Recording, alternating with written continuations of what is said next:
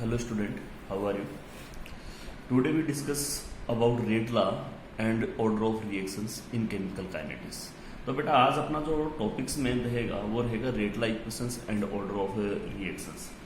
तो देखिए बेटा जनरली रेट लॉ को जनरली अपन क्या बोलते हैं कि जैसे factor affecting of rate of reactions में अपन ने पढ़ा था, rate of reactions directly proportional to concentration of reactants. तो उसी को मॉडिफाइड करते हैं तो अपने पास रेट लॉ इक्वेशंस बन जाती है।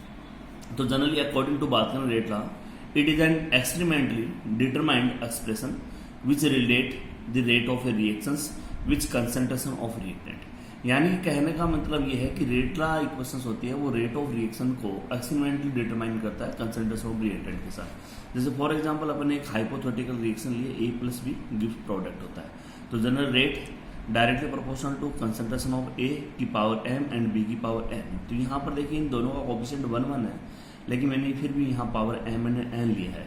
तो जनरली m और n है वो एक्सपेरिमेंटल वैल्यू बताती है कि A और B के how many moles of A and B convert into product, यानी कि A और B के प्रोडक्ट्स है मोल कितने मोल होते हैं वो रिएक्टेंट से प्रोडक्ट में जा रहे हैं। तो प्रोपोर्शनलिटी साइन हटाओगे तो कांस्टेंट आता है। तो rate of reactions is equal to K into A की पावर m इंटू B की पावर n। अब यहाँ पर K होता है बेटा, इसको रेट कांस्टेंट बोलते हैं, अपने पास स्पेसिफिक रेट कांस्टेंट भी बोल सकते हैं। तो where K is a constant called specific rate of a reaction और रेट कांस्टेंट कहलाता है।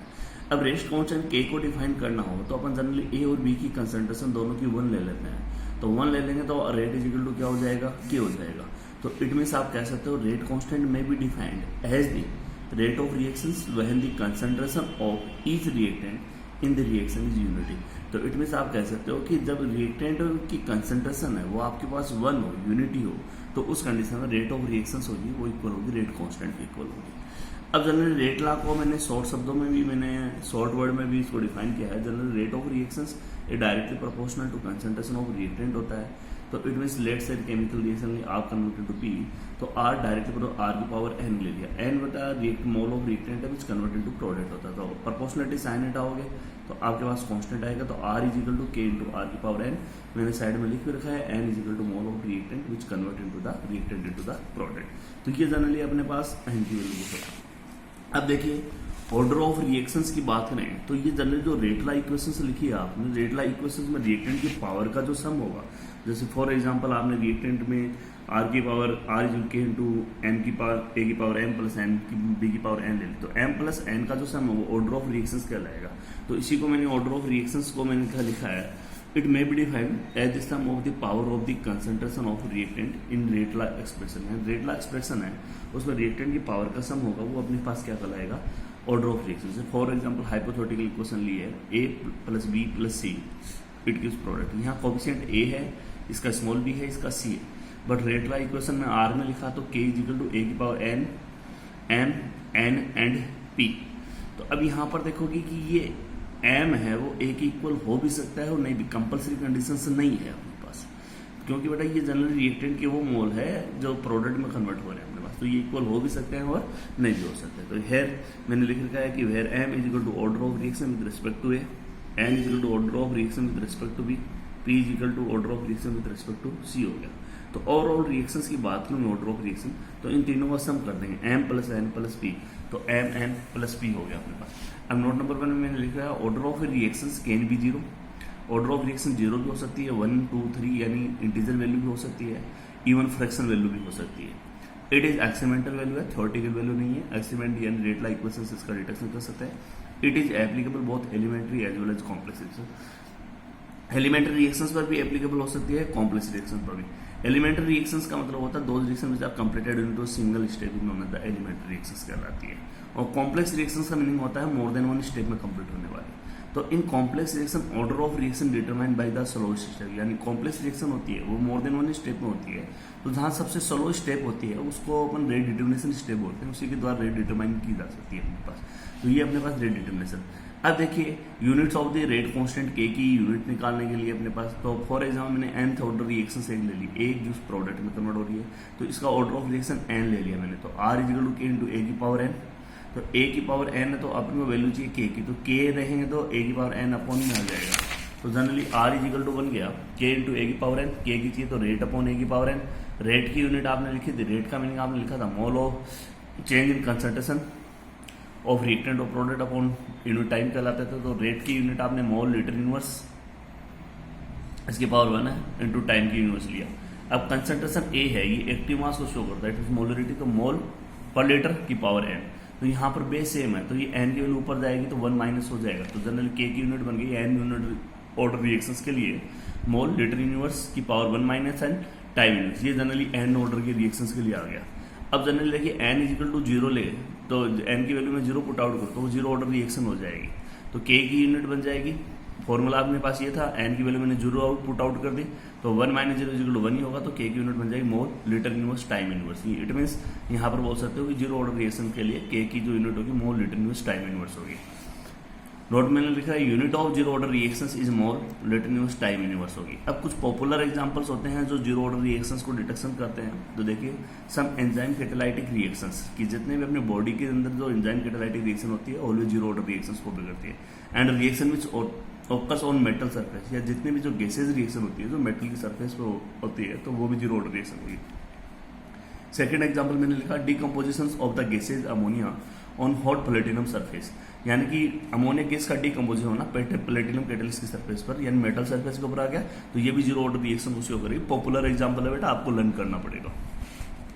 नेक्स्ट देखिए n इजिकल टू 1 लिया मैंने, it mean first order reaction बन गई। फॉर्मूला आपके पास ये लिया था जनरल यूनिट का nth ऑर्डर के लिए, तो n की वैल्यू 1 पुट आउट कर दिया, 1 माइनस 1 का मतलब 0 हो गया, किसी भी पावर 0 का मतलब होता है अपने पास 1, तो ये कैंसिलेशन होकर ओनली k की पावर टाइम इनवर्स बन जाएगी। यहाँ टाइम सेकंड में ले सकते हो, मिनट में वो आपकी अकॉर्डिंग टू क्वेश्चंस बात करेंगे अपने पास। टाइम इनवर्स जो यूनिट होगी वो अपने पास फर्स्ट ऑर्डर रिएक्शन होता है, तो unit of first order reaction इस टाइम इनवर्स होगा अपने पास, तो ये जनरली अपने पास फर्स्ट ऑर्डर रिएक्शन होगा। अब फर्स्ट ऑर्डर रिएक्शन कुछ पॉपुलर एग्जाम्पल है। पहली बात तो जितने भी रेडियो एक्टिव डीके रिएक्शंस होती है, all radioactive disintegrations are of the first order reaction, यानी all radioactive decomposition reaction first order होगी।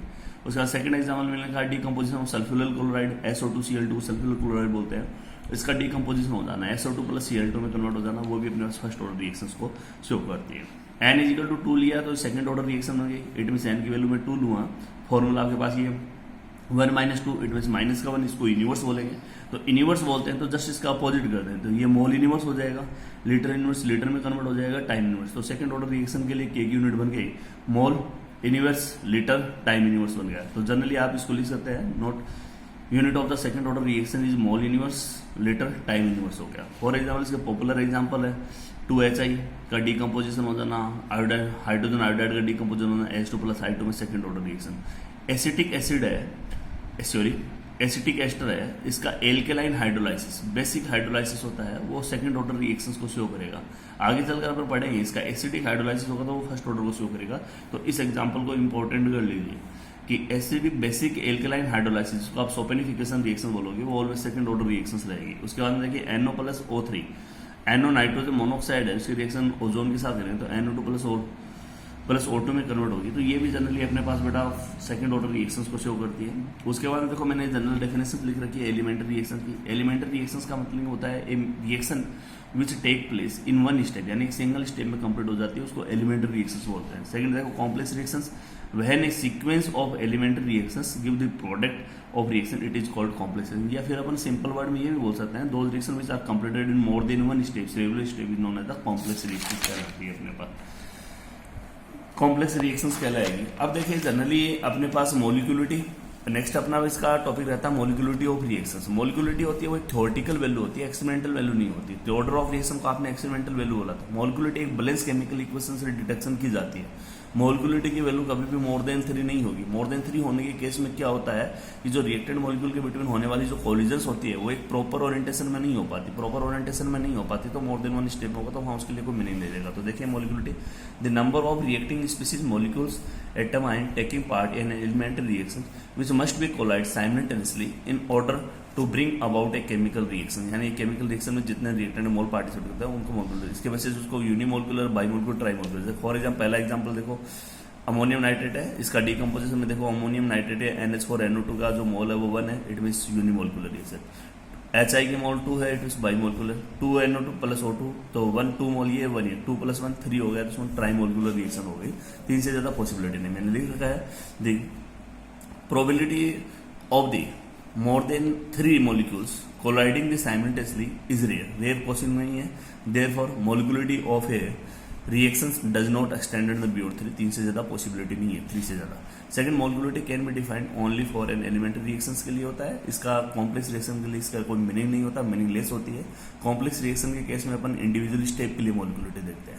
इंटरमीडिएट की बात करें तो एक रिएक्टेंट और प्रोडक्ट के बीच बनने वाली जो स्पीसीज होती है उनको अपन इंटरमीडिएट बोलते हैं। Species which are produced in the one step and consume in another step, it is called intermediate कहलाता है।